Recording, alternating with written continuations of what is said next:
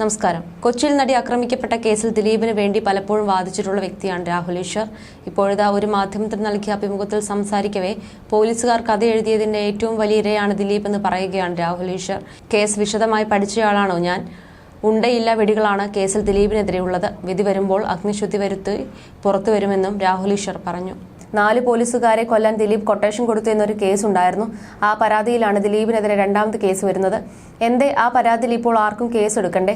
ഇങ്ങനെ ഒരു കേസ് വന്നാൽ അന്വേഷിക്കേണ്ടെന്ന് ജഡ്ജിന് പറയാൻ സാധിക്കില്ല. ദിലീപിന് വേണ്ടി എന്തുകൊണ്ട് ഇത്രയും ഞാൻ സംസാരിക്കുന്നു എന്ന് ചോദിച്ചാൽ ആ മനുഷ്യൻ ഒരു കുറ്റം ചെയ്യാതെ 85 ദിവസത്തോളം ജയിലിൽ നരകിച്ചു എന്നതാണ്. നടി ആക്രമിച്ച കേസ് ഞാൻ മുഴുവൻ പഠിച്ചതാണ്. ചുമ്മാ ഫാബ്രിക്കേഷനാണ്. പോലീസുകാരുടെ തള്ളാണ് ആ കേസ്. ദിലീപ് കേസിന്റെ വിധി വരുമ്പോൾ അദ്ദേഹം തിരിച്ചു വരുമെന്ന് മാത്രമല്ല, ചാനൽ ചർച്ചകളിലെ പല മാധ്യമപ്രവർത്തകർക്കും തലയിൽ മുണ്ടിട്ട് നടക്കേണ്ടി വരും. 100% ഉറപ്പാണ്.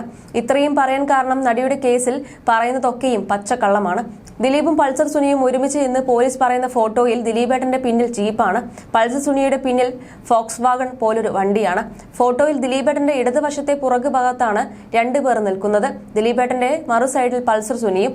പൾസർ സുനിയുടെ ഫോട്ടോയുടെ ഭാഗത്ത് ദിലീപേട്ടന്റെ നീല ഷർട്ടിന്റെ ഒരു സാധനമുണ്ട്. അത് ഫോട്ടോഷോപ്പാണ്.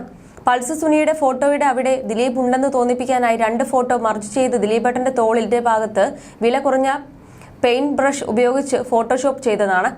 മുൻ DGP R ശ്രീലേഖ തന്നെ പറഞ്ഞു പോലീസുകാർ വ്യാജ ഫോട്ടോഷോപ്പ് ചെയ്തതെന്ന്. പോലീസുകാർ കഥ മെനയുകയാണ്. അങ്ങനെ കഥ മെനയാൻ അറിയുന്നവർ സിനിമയിലേക്ക് പോകണമെന്നും രാഹുൽ ഈശ്വർ പറഞ്ഞു. ഇതൊക്കെ കള്ളക്കഥയാണെന്ന് ഞാൻ പറയാൻ കാരണം കാവ്യമാധവനാണ് മാഡം എന്ന് പറഞ്ഞ് ഒരാഴ്ച ചർച്ച ചെയ്തു.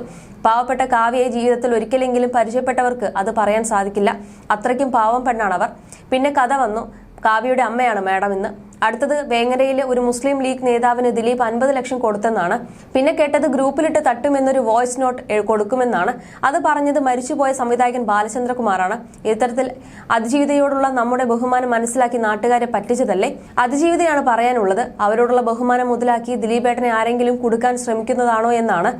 ദിലീപും അതിജീവിതയും നല്ല സുഹൃത്തുക്കളായിരുന്നു. അതൊക്കെ പിന്നീട് മാറി. മഞ്ജു വാര്യരും ദിലീപും പിരിഞ്ഞു. കാവ്യയും ദിലീപും വിവാഹം കഴിച്ചു. എല്ലാവർക്കും ജീവിതത്തിൽ ഒരു പുതിയ തുടക്കമുണ്ടാവണം. ഈ കേസിന്റെ വിധി വരുന്നതോടെ ദിലീപ് അഗ്നിശുദ്ധി വരുത്തി തിരിച്ചു വരുമെന്ന കാര്യത്തിൽ യാതൊരു സംശയവുമില്ല എന്നും രാഹുൽ ഈശ്വർ പറഞ്ഞു. എന്തൊക്കെ കള്ളങ്ങളാണ് ദിലീപിനെതിരെ പ്രചരിപ്പിച്ചത്? ഹണി എം വർഗീസ് എന്ന വനിതാ ജഡ്ജാണ് കേസ് കേൾക്കുന്നത്. ചുറ്റും നിന്ന് മാധ്യമങ്ങൾ അവരെ വെടിവെച്ചിട്ടും ചീത്ത പറഞ്ഞിട്ടും അവർ നീതിയുടെയും ന്യായത്തിന്റെയും പക്ഷത്താണ് നിന്നത്. ഇല്ലെങ്കിൽ ദിലീപിന് നീതി കിട്ടില്ലായിരുന്നു. ഒരു പുരുഷ ജഡ്ജിയായിരുന്നുവെങ്കിൽ തളർന്നു പോയനെ എന്നും രാഹുൽ പറഞ്ഞിരുന്നു.